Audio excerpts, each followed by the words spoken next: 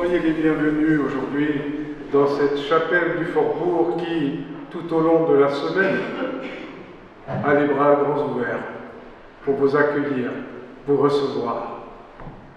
Marie qui nous attend pour que nous fassions corps ensemble, que nous donnions visage à notre foi, pour qu'ensemble, qui que nous soyons, nous puissions nous mettre à l'écoute d'une parole qui va nous faire connaître la grâce dont nous sommes comblés.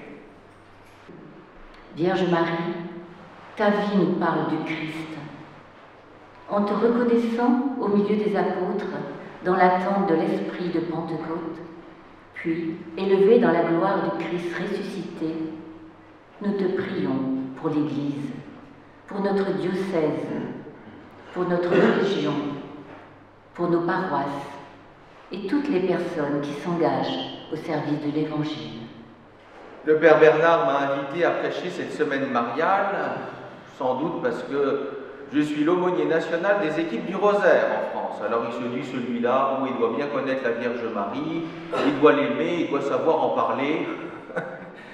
Mais j'ose à peine vous avouer, frères et sœurs, qu'il y a quelques années, lors d'un pèlerinage du Rosaire, car comme tout bon dominicain, n'est-ce pas, je vais au pèlerinage de Notre-Dame du Rosaire, le 7 octobre, la première semaine d'octobre, je vais à Lourdes avec mes frères dominicains et des milliers de pèlerins, et il y a quelques années, lors d'un de ces pèlerinages du Rosaire, trop affairé en tous sens à m'occuper de mon groupe de pèlerins, de malades, d'hospitaliers, pour telle procession, telle célébration, tel chemin de croix, telle confession, je n'ai même pas pris le temps, ne serait-ce qu'une fois, d'aller à la grotte.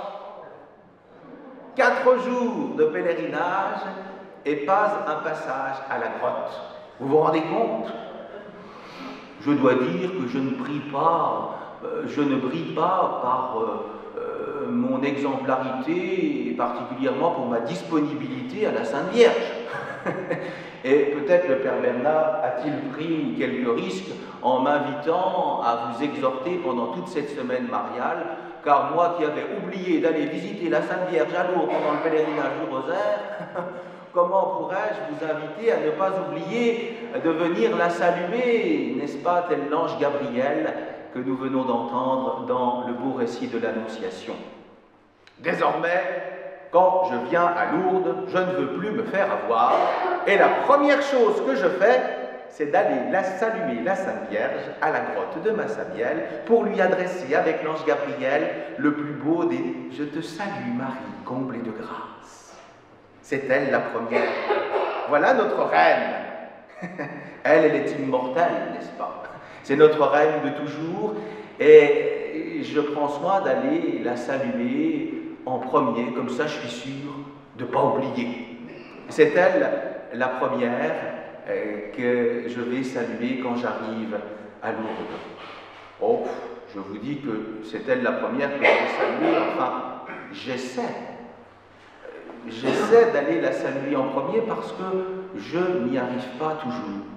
Et je me souviens en particulier d'une année où le train de pèlerinage ayant 3 heures de retard, et oui, les trains français ne sont pas les trains suisses. Et oui, et le train de pèlerinage ayant 3 heures de retard et la nuit étant déjà bien avancée, fort de mes bonnes résolutions, je suis descendu à la grotte de Massamiel. Et n'avais-je pas encore passé les grandes arches qui séparent la grande esplanade des bords du Gave, où se situe la grotte, voici qu'une femme avait repéré mon habit blanc dans la nuit, se dirige vers moi et s'effondre dans mes bras. Lucie venait de perdre son fils Nicolas. Oh, je ne me souviens plus de ce que j'ai dit à Lucie ce soir-là. Je me souviens seulement de ce que mes bras, qui l'accueillaient, essayaient de lui dire silencieusement. Peut-être un simple « Le Seigneur est avec toi ». Être avec Lucie, voilà la seule chose que j'avais à faire ce jour-là, ce soir-là. Peu importe que la grotte ne soit désormais plus qu'à quelques mètres, qu'à quelques pas. Nous y étions à la grotte, j'y étais à la grotte. J'étais devant la mère qui avait vu mourir son fils. Nous y étions à la grotte parce que Lucie, en s'effondrant, avait invité mes bras à former comme une grotte où elle puisse se réfugier quelques instants avant de reprendre son chemin. Oui, la grotte, c'était là pour moi, ce soir-là.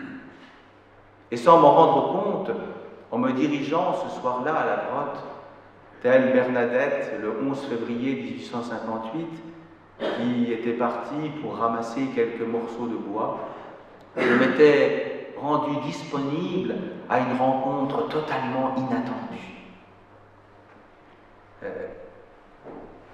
Aujourd'hui, en ce premier jour de cette grande semaine, à nous aussi, telle Bernadette, de nous rendre disponibles à la grâce de l'inattendu dans nos vies. Oh, vous savez, on a plein de petits objets aujourd'hui qui nous aident à gagner du temps. Mais qu'est-ce qu'on en perd aussi? On gagne plein de temps, mais on ne cesse de courir après le temps. Et peut-être avez-vous déjà programmé, ultra chronométré toute cette semaine de pèlerinage. J'irai au Fort-Bourg à telle heure, tel jour, j'irai peut-être me confesser, j'irai peut-être rencontrer un prêtre, j'irai réciter mon chapelet, j'irai à la messe à telle heure ce jour-là, j'irai... Vous êtes peut-être fait votre petit programme, mais attention à nos vies parfois trop programmées, trop chronométrées, qui ne laissent plus la grâce, en quelque sorte, nous surprendre et nous étonner. En ce premier jour de pèlerinage, soyons comme Marie au jour de l'Annonciation, disponibles à une grâce à laquelle on peut se disposer, mais que l'on ne peut absolument pas anticiper. Oui, on peut se disposer à une rencontre de grâce, mais on ne peut pas anticiper le moment où la grâce viendra frapper à notre porte. À nous donc, pendant cette grande semaine, d'être tout simplement disponibles. Vous savez, à Lourdes, quand on se promène sur l'esplanade et qu'on demande aux gens qui circulent « Où allez-vous ?» souvent ils vous répondent « Je vais à la grotte ». Et ils ont le grand sourire aux lèvres, comme si aller à la grotte, c'était s'habiller le cœur pour une rencontre de grâce à laquelle on peut se disposer, mais que l'on ne peut pas anticiper.